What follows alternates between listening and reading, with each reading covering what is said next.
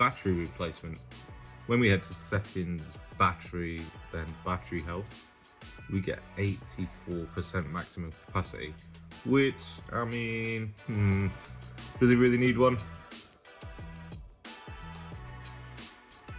So we turn the phone off, unscrew the two pentalobe screws at the bottom, and stick the jimmy tool in between the screen and the frame so that we get a gap that we can fit the guitar pick in to break the seal around the edges.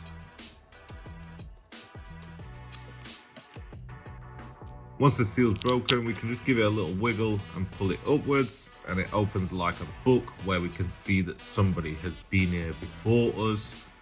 They've left their stickers all over the place and missing screws.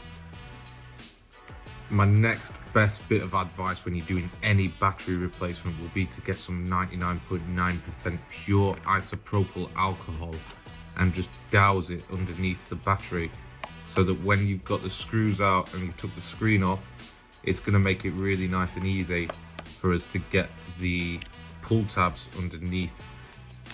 4 screws that we need to unscrew on the LCD plate. Then we use the plastic pry tool to disconnect the battery and the 2 LCD connectors. Then move up to the top of the phone where we can unscrew the 3 screws, remove the plate and detach the front sensor flex. Now that the screen's out of the way, it means that we can get the plastic stick tool under those pull tabs and pull away the adhesive strips underneath.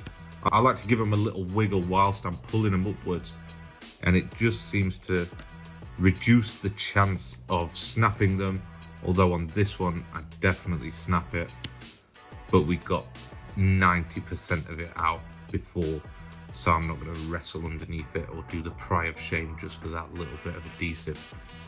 Moving on to the top, these are a little bit trickier to get off around here because the actual strips don't wrap all the way around the battery, and the tape on it is much finer, so you have to battle a little bit with the plastic stick to get underneath them.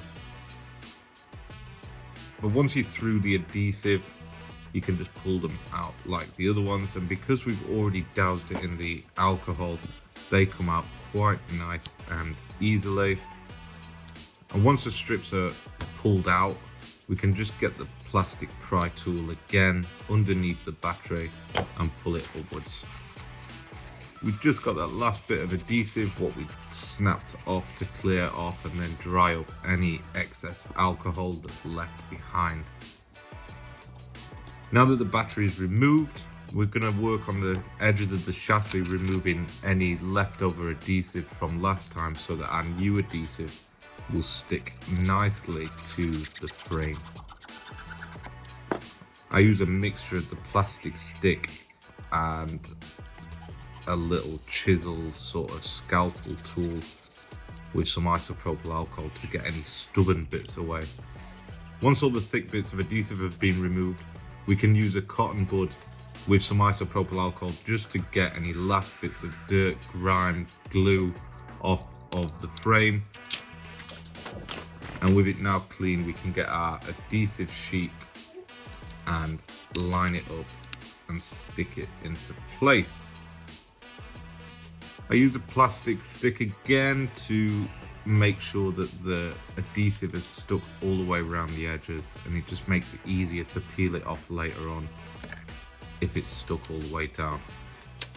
Peel back the first layer of the adhesive, and now it's time to get our new battery. We're using these ones from iParts for You. They're pretty decent batteries, would recommend them, and they rarely let us down. I always stick the adhesive to the back of the battery first and then drop it into place in the housing. It's important to peel the right part of these sheets. We always go for the blue side first, and then it keeps the sort of strips in the right place so that we can stick it onto the back of the battery and then peel it off afterwards. Then pull the blue parts of the front tabs off and just fold them over the front of the battery. Try and keep that as neat as possible, because if they fold and if you make a mess with them, you do leave yourself at risk of leaving sort of pressure marks underneath the screen. So it's important to do this part neatly. Once that's done, we can bring the phone back, connect the battery flex first, and then drop the battery into the sort of cradle for it. That means that you're not going to get any alignment problems.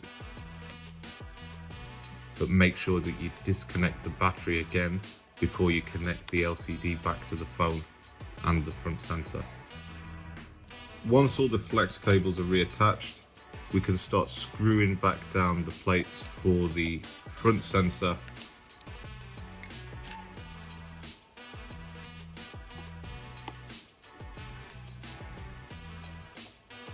and the LCD battery charge port connectors too.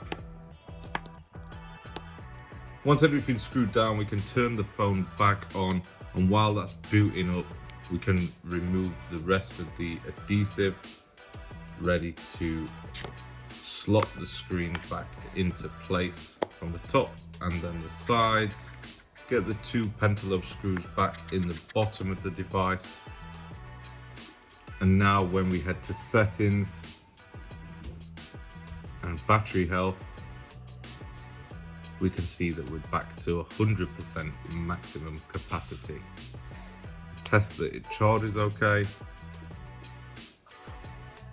and then give it a clean before we return this one back to our customer. Thank you as always for watching our videos. If you found it useful, give it a thumbs up. If there's any questions, leave them in the comments or send me an email. Thanks.